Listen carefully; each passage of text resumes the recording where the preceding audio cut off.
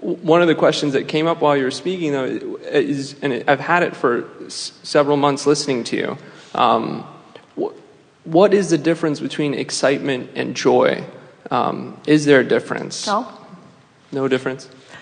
You can tell by the way you feel. In other words, when we talk about passion, these words are all scanty. That's why we want you to begin to feel the vibrational language rather than trying to speak the verbal language, which is really an interesting thing to say to a writer. But what you're writing, everything that you write and every bit of dialogue that you present, your goal is to produce an emotional response from the audience that is participating in it. So it's all an emotional thing that you're doing. If you will allow yourself to create the emotional response within you, then you will find the words that create the emotional response in those who are reading it. That's really the key to all of this. Did you hear that? Do you want us to back up again? Yeah, please do. So ask your question again, because it was central to what you were asking. My question was, what's the difference between excitement and joy? And we want to say, words don't matter, blah, blah, blah, blah, blah. But can you bring yourself around to contemplating a feeling of joy? Yes. Can you bring yourself around to contemplating a feeling of excitement? Yes. And in your mind, are they different or the same? They're different. In what way? Joy is kind of a deep-seated feeling. For me, in excitement, I can make decisions that I regret. I can buy something that I don't want. I can date a girl that I don't really like. I can make decisions that I regret. So let's say, from the way you are defining it, from the further description that you're offering, that when you talk about joy, you're talking about complete immersion and alignment with your broader perspective. And when you're talking about excitement, you might not be in that alignment. But it's positive, I guess is delineation. No, it isn't. Not if it feels like that. Well, it feels good in the moment to like buy the car or date the girl, but afterwards I'm like, man, that was a real waste of money. Or in both cases, it's just like, I don't know.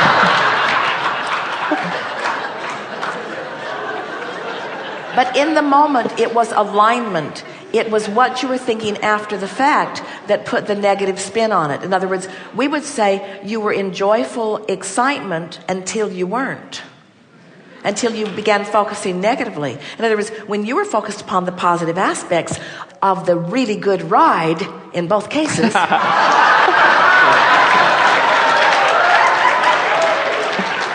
then you were tuned in, tapped in, turned on. But once the ride was over, in both cases, then you focused in a lackful way and introduced resistance into the experience. So the excitement in both cases at first was sourced with me saying, this is a good experience, go for it. Yes. And then afterwards, my hindsight on it, when I was feeling regret, that was disconnected with source. And in both cases, you were general and in alignment. It wasn't until you got into the specifics that the discord began to occur. Even though it was specifically positive experiences at first, and the specifics in terms of looking back at it and being like, oh, that car is too expensive, or... Well, in general terms, I want this car. In general terms, I like this car. In specific terms, I have to pay for this car. In general terms, I like this girl. In general terms, it's really fun. In specific terms, she wants me to stick around forever.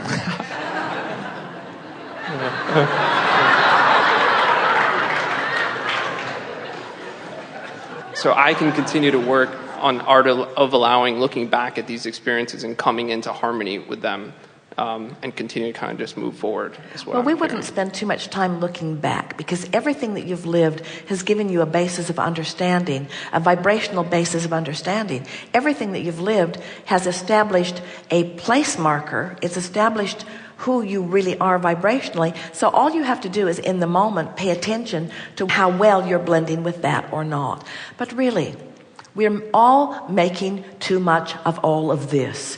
just be easier about it. Just make a decision to have more fun. Go to that general place of I can't get it wrong and I never get it done, and how good is it in this moment. We promise you, you will not be an irresponsible being by following that path of least resistance. We promise you that will not lead you down an irresponsible path. It cannot. Instead, it will connect you with the broadest and deepest of intentions and knowledge. We want to paint some sort of a picture for you so that you can feel. So here you are. Let's say that you are contemplating an activity. It doesn't matter what it is. Writing, dating, driving, touring. It doesn't matter. You're contemplating this idea. And as you contemplate it, you bring it into focus. And as you bring it into focus, non-physical energies join you. But they don't just join you in the focus as far as you can take it right now. They join you in the vortex version of that focus, because they know everything that you are and everything that you want and everything that you've come to, most importantly, everything that you are. And so they focus there in the reality, in the doneness, in the final version of what you're asking for. We all go there and revel in not the potential of where you're going, but the reality of where we are as a result of the focus that you set into motion. Are you starting to sort of feel this a little bit? It's what holds your earth spinning in its orbit. You've got to trust it. You've got to know that there is so much intentionality of which you are an integral part that is poised and pointed and focused in every moment of your experience. There are no random events that happen. Every person you rendezvous with and everything that happens in your experience is a result of some allowance or not allowance of that, which means the potential for peak moments, moment after moment after moment, is huge. It really defies Esther's vocabulary to find enough descriptive words to define it. The word joy and excitement, neither one even come close to the excellence of that kind of focus, to the realness and the focusedness and the clarity of who you really are, the vividness, the tactileness, the deliciousness of who you are in any moment in time, and what you're evoking from the others with whom you're interacting. It is so vivid and spectacular. So here is all this potential, and you are living up to that potential in varying degrees.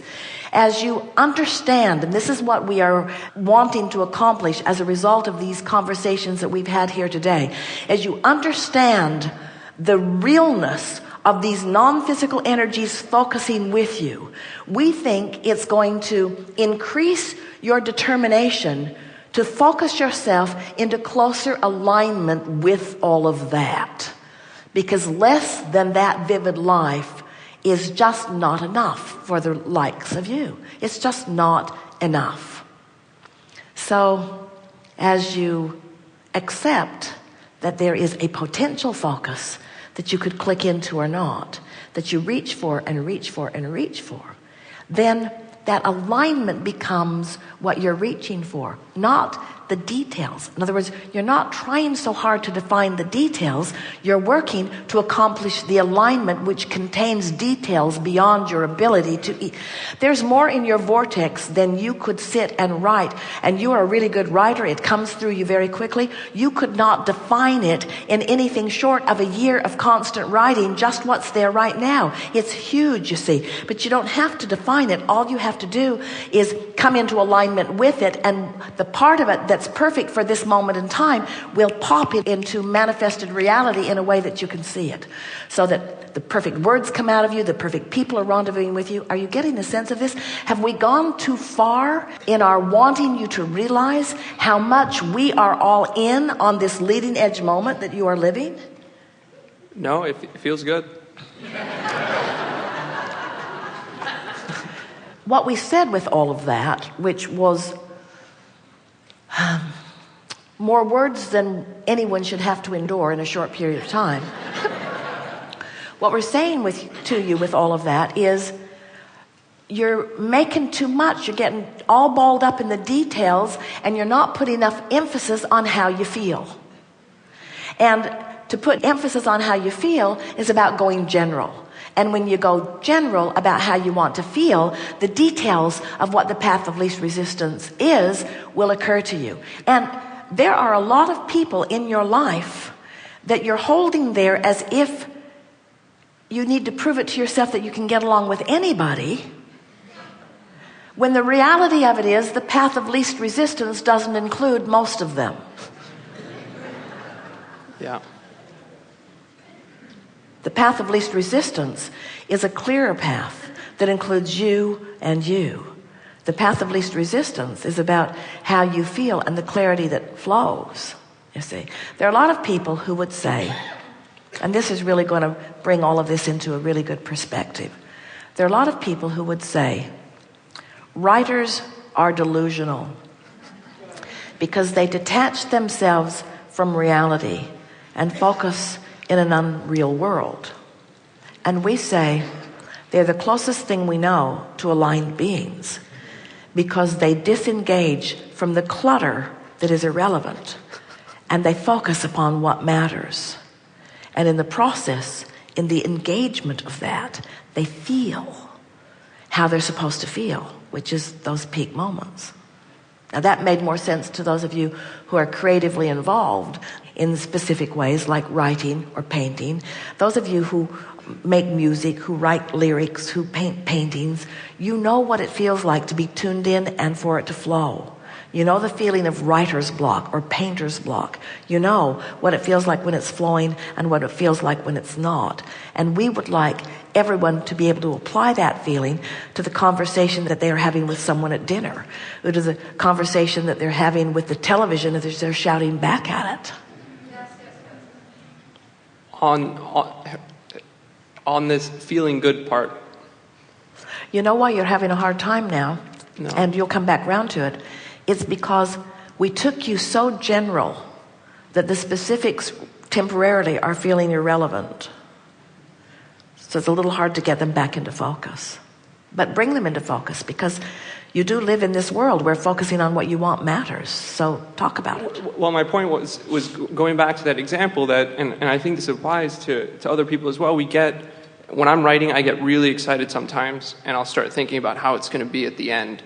And I get so fired up that I can leave my work. Or an athlete can get really excited that they scored a touchdown, and then they waste energy celebrating instead of coming back to the game and focusing on what they really want, which is to win the game. First of all, we want to say you can never waste energy celebrating.